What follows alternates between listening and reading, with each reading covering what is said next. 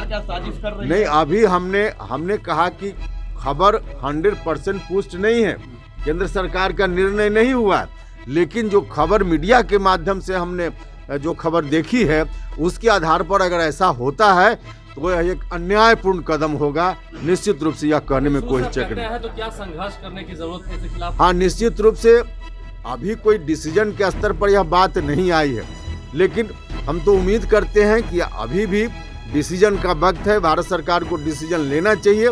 अगर भारत की सरकार अंततः डिसीजन नहीं लेती है, इसके खिलाफ डिसीजन लेती है, तो निश्चित रूप से हमारी पार्टी आगे आंदोलन करने पर विचार करेगी। नमस्कार, न्यूज फॉर नेशन देख रहे हैं। मैं हूं आपके साथ वंदना। जदयू के संसदीय बोर्ड के अध्यक्ष उपेंद्र कुशवाहा ने केंद्र सरकार पर जोरदार हमला बोला है। आपको बता दें कि उपेंद्र कुशवाहा ने केंद्र सरकार पर आरोप लगाया है कि प्रधानमंत्री नरेंद्र मोदी जानबूझकर जातीय जनगणना कराना नहीं चाहते हैं। उन्होंने कोविड का हवाला इसलिए दिया है क्योंकि कोविड के जरिए उनको ऐसे भी लोगों का आंकड़ा जो है उन तक पहुँच जा रहा है और यही कारण है कि वो इसको 10 साल के लिए टाल मटोल कर रहे हैं। जनता दल यूनाइटेड हमेशा इस बात को लेकर के उठाती रही है और आगे भी उठाती रहेगी। इसको लेकर के संघर्ष भी अगर करना पड़े तो संघर्ष करने के लिए भी तैयार हैं।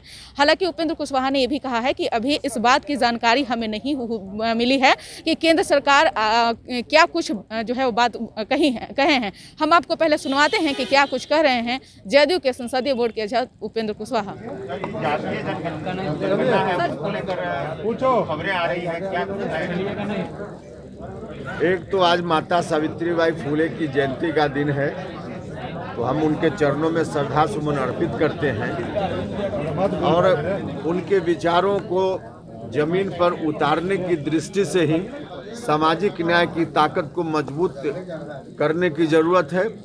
और इसीलिए हमारी पार्टी ने, हम सब लोगों ने और देश भर के तमाम राजनीतिक दल के लोगों ने जातीय जनगणना कराए जाने की आवश्यकता महसूस की है। भारत की सरकार से हमारे मुख्यमंत्री जी के नेतृत्व में मांग की जा चुकी है कि जातीय जनगणना कराइए। मांग अभी तक लंबित है, लेकिन इसी बीच जो खबर आ रही है पक्की खबर नहीं है। सूत्र के हवाले से मीडिया के माध्यम से जो खबर आ रही है वह खबर एक तरह से कहिए कि चौंकाने वाली खबर है, दुख पहुंचाने वाली खबर है।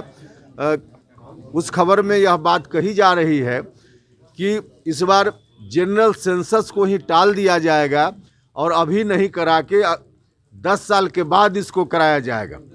मुझको लगता है कि ऐसा अगर होता है तो इसके पीछे और कोई कारण नहीं, उसके पीछे कारण तो बताया जा रहा है कोरोना वगैरह का, और कहा जा रहा है कि वैक्सीनेशन में आंकड़ा आ जाएगा इसलिए उसकी ज़रूरत, जनगणना की ज़रूरत नहीं पड़ेगी।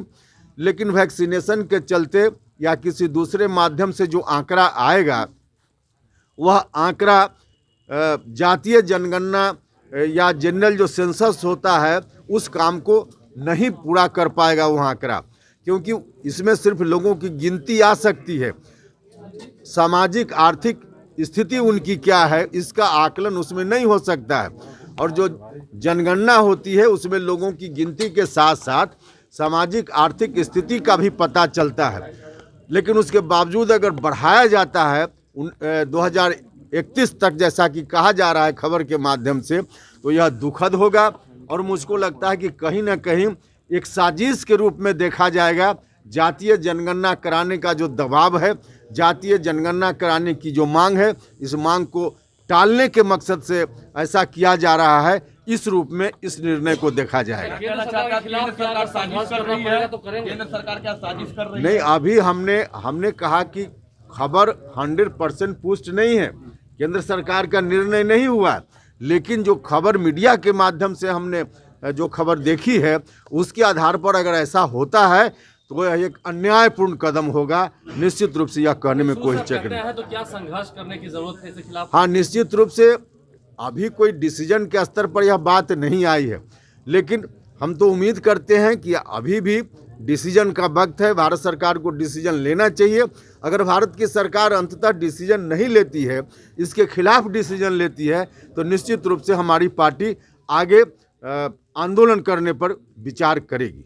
गांधी के खिलाफ बोला जा रहा है। बिल्कुल, महात्मा गांधी के खिलाफ जो बोला जा रहा है, हमको तो लगता है कि कानून में संशोधन करके ऐसे लोगों को और सख्त से सख्त क्या सज़ा दी जा सकती है, उस पर भारत की सरकार को विचार करना चाहिए। क्योंकि इस तरह की बात कोई बोल भी कैसे रहा है, न सिर्फ अपने देश में बल्कि दुनिया भर में राष्ट्रपिता महात्मा गांधी जी की एक तरह से पूजा होती है, लोग सम्मान की नज़र से देखते हैं।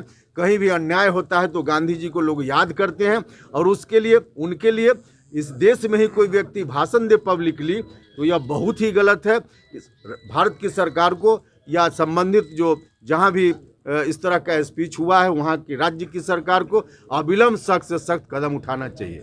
जी आपने कहा कि में तो हमने कहा ही है पहले कि विशेष राज्य का दर्जा बिहार का हक है, निश्चित रूप से मिलना चाहिए, हमने पहले भी कहा है।